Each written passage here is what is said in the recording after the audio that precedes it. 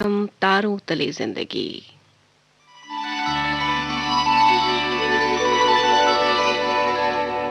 तारों तले जिंदगी। इस सीरीज में हम आपके लिए लेकर आए हैं हिंदी साहित्य जगत की कुछ चर्चित कहानियों और उपन्यासों पर केंद्रित नाट्य वाचन। इस कड़ी में प्रस्तुत है मुंशी प्रेमचंद का लिखा चर्चित उपन्यास मनोरमा। तो आइए सुनते हैं प्रसिद्ध उपन्यास मनोरमा का रेडियो नाट्य वाचन। चक्रधर से मिलने अहिल्या जेल में गई। चक्रधर को देखकर चौंक पड़ी और दोनों ही चुपचाप समाधि मग्न खड़े हो गए। चक्रधर ने अहिल्या से बाबूजी और मनोरमा का हालचाल पूछा और राजा साहब के साथ मनोरमा के विवाह की बात सुनकर चौंक गए। अब आगे सुनते हैं मनोरमा के रेडियो नाट्य वाचन की 25वीं कड़ी।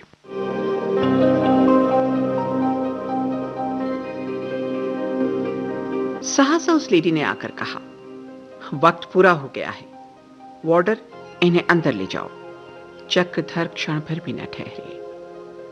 अहिल्या को तृष्णापूर्ण नेत्रों से देखते हुए चले गए। अहिल्या ने सजल नेत्रों से उन्हें प्रणाम किया और उनके जाते ही फूट फूट कर रोने लगी। फागुन का महीना आया, ढोल मंजीरे की आवाजें कानों में आने लगी। मुंशी वज्रधर की संगीत सभा भी सजग हुई। क्यों तो कभी कभी 12 मास बैठक होती थी, पर फागुन आते ही बिना नाका मृदंग पर थाप पड़ने लगी। उदार आदमी थे, फिक्र को अपने पास भी नहीं आने देते थे। अपने शरीर को वो कभी कष्ट नहीं देते। लड़का जेल में है, घर में स्त्री रोती रोती अंधी हुई जाती है। सयानी लड़की घर में बैठी है, लेकिन मुंशी जी को तो मानो कोई गम ही नहीं। पहले 25 रुपए में गुजर करते थे, अब 75 रुपए भी पूरे नहीं पड़ते। जिससे मिलते हैं हंसकर, सबकी मदद को तैयार, वादे सबसे करते हैं। किसी ने झुककर सलाम किया तो प्रसन्न हो गए। दोनों हाथ से वरदान बांटते फिरते हैं, चाहे पूरा एक भी ना कर सकें। अपने मोहल्ले के कई बेफिक्रों को, जिन्हें कोई टके के भाव नहीं पूछता था, रियासत में नौकर करा दिया। किसी को चौकीदार, किसी को मुहर्रिर, किसी को कारिंदा, मगर नेकी करके दरिया में डालने की उनकी आदत नहीं। जिससे मिलते हैं अपना ही यशगान शुरू कर देते हैं और उसमें मनमानी अतिशयोक्ति भी करते हैं। मुंशी जी किसी को निराश नहीं करते। न कुछ कर सके तो बातों से ही पेट भर देते हैं। जो काम पहुंच से बाहर होता है, उसके लिए भी हाँ हाँ कर देना, आंखें मारना, उड़न घैया बताना, इन चालों में तो वो सिद्धस्त है। मनोरमा का राजा साहब से विवाह होना था कि मुंशी जी का भाग्य सूर्य चमक उठा। एक ठेकेदार को रियासत के कई मकानों का ठेका दिलाकर अपना मकान पक्का करा लिया। बनिया बोरो अनाज मुफ्त में भेज देता है, धोबी कपड़ों की धुलाई नहीं लेता। सारांश ये कि तहसीलदार साहब के पौ 12 हैं। तहसीलदारी में जो मजे ना उड़ाए थे, वो अब उड़ा रहे हैं। रात के 8 बज गए थे। झिनको अपने समाजियों के साथ आ बैठा। मुंशी जी मसनद पर बैठे पेचवान पी रहे थे। गाना होने लगा। इतने में रानी मनोरमा की मोटर आकर द्वार पर खड़ी हो गई। मुंशी जी नंगे से नंगे पांव दौड़े। जरा भी ठोकर खा जाते तो उठने का नाम न लेते। मनोरमा ने हाथ उठाकर कहा, अरे दौड़िए नहीं, दौड़िए नहीं, मैं आप ही के पास इस वक्त एक बड़ी खुशखबरी सुनाने आई हूँ। बाबूजी कल यहाँ आ जाएंगे। मुंशी जी, क्या लल्लू? मनोरमा, जी हाँ, सरकार ने उनकी मियाद घटा दी है।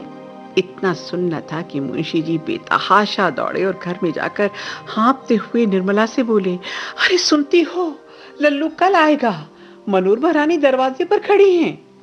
ये कहकर उल्टे पांव फिरा पहुंचे। मनोरमा बोली, अम्मा जी क्या कर रही हैं? उनसे मिलती चलूं। मनोरमा घर में दाखिल हुई। निर्मला आंखों में प्रेम की नदी भरे सिर झुकाए खड़ी थी। जी चाहता था इसके पांव के नीचे आंखें बिछा दूं। मेरे धन्य भाग। एकाएक मनोरमा ने झुककर निर्मला के पैरों पर शीश झुका दिया और पुलकित कंठ से बोली, माता जी, धन्य भाग, आपके दर्शन हुए, मेरा तो जीवन सफल हो गया। निर्मला सारा शिष्टाचार भूल गई, बस खड़ी रोती रही। मनोरमा के शील और विनय ने शिष्टाचार को तृण की भांति मातृ स्नेह की तरंग में बहा दिया। जब मोटर चली गई तो निर्मला ने कहा, साक्षात देवी है देवी। 10 बज रहे थे। मुंशी भोजन करने बैठे, मारे खुशी के फूले नहीं समा रहे थे। खुशी के मारे खाया भी नहीं जा रहा था। जल्दी से 2-4 कौर खाकर बाहर भागे और अपने इष्ट मित्रों से चक्रधर के स्वागत के विषय में आधी रात तक बातें करते रहे। निश्चय किया गया कि सुबह शहर में नोटिस बांटी जाएगी और सेवा समिति के सेवक स्टेशन पर बैंड बजाते हुए उनका स्वागत करेंगे। प्रभात के समय मनोरमा अपने कमरे में आई और मेज पर बैठकर बड़ी उतावली में कुछ लिखने लगी कि दीवान साहब के आने की इत्तला हुई और एक क्षण में आकर वो एक कुर्सी पे बैठ गए। मनोरमा ने पूछा, रियासत का बैंड तैयार है ना? हरि सेवक, हाँ, उससे पहले ही हुक्म दिया जा चुका है। मनोरमा, और वो जुलूस का प्रबंध ठीक है ना? मैं डरती हूँ कभी भेद ना हो जाए। हरि सेवक, श्रीमान राजा साहब की राय है कि शहर वालों को जुलूस निकालने दिया जाए, हमारे सम्मिलित होने की जरूरत नहीं। मनोरमा ने रुष्ट होकर कहा, राजा साहब से मैंने पूछ लिया है, उनकी राय वही है जो मेरी है। अगर सन्मार्ग पर चलने में रियासत जब्त भी हो जाए तो भी मैं उस मार्ग से विचलित नहीं हो सकती। दीवान साहब ने सजल नेत्रों से मनोरमा को देखकर कहा, बेटी, मैं तुम्हारे ही भले की कहता हूं। तुम नहीं जानती जमाना कितना नाजुक है। मनोरमा उत्तेजित होकर बोली, पिताजी, इस सदुपदेश के लिए मैं आपकी बहुत अनुग्रहित हूं, लेकिन मेरी आत्मा उसे ग्रहण नहीं करती। अभी 7 बजे हैं, 8 बजते बजते आपको स्टेशन पहुंच जाना चाहिए। मैं ठीक वक्त पर पहुंच जाऊंगी, जाइए।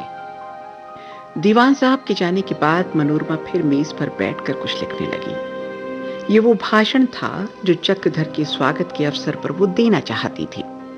वो लिखने में इतनी तल्लीन हो गई कि उसे राजा साहब के आकर बैठ जाने की खबर तक ना हुई। लेकिन उनकी खांसी ने अचानक मनोरमा की तंद्रा भंग कर दी। मनोरमा ने चौंक कर आंखें उठाई तो देखा कि राजा साहब बैठे हुए उनकी ओर प्रेम पूर्वक दृष्टि से देख रहे हैं। बोली, क्षमा कीजिए, मुझे आपके आने की आहट ही नहीं मिली। क्या आप देर से बैठे हैं? राजा साहब, नहीं तो अभी अभी आया हूं। तुम कुछ लिख रही थी, मैंने छेड़ना उचित नहीं समझा। मैं चाहता हूं जुलूस इतनी धूमधाम से निकले कि कम से कम इस शहर के इतिहास में अमर हो जाए। मनोरमा, यही तो मैं भी चाहती हूं। राजा साहब, मैं सैनिकों के आगे फौजी वर्दी में रहना चाहता हूं।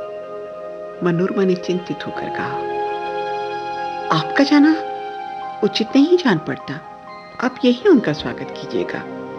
अपनी मर्यादा का निर्वाह तो करना ही पड़ेगा ना। सरकार यूं भी हम लोगों पर संदेह करती है, तब तो वो सत्तू बांधकर हमारे पीछे पड़ जाएगी।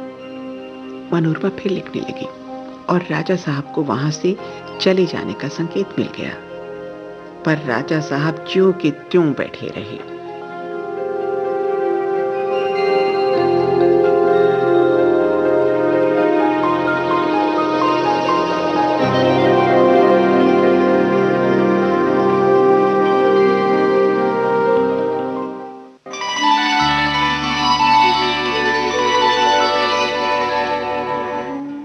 तारों तले जिंदगी क्रम में अभी आप सुन रहे थे मुंशी प्रेमचंद के लिखे उपन्यास मनोरमा का रेडियो नाट्य वाचन।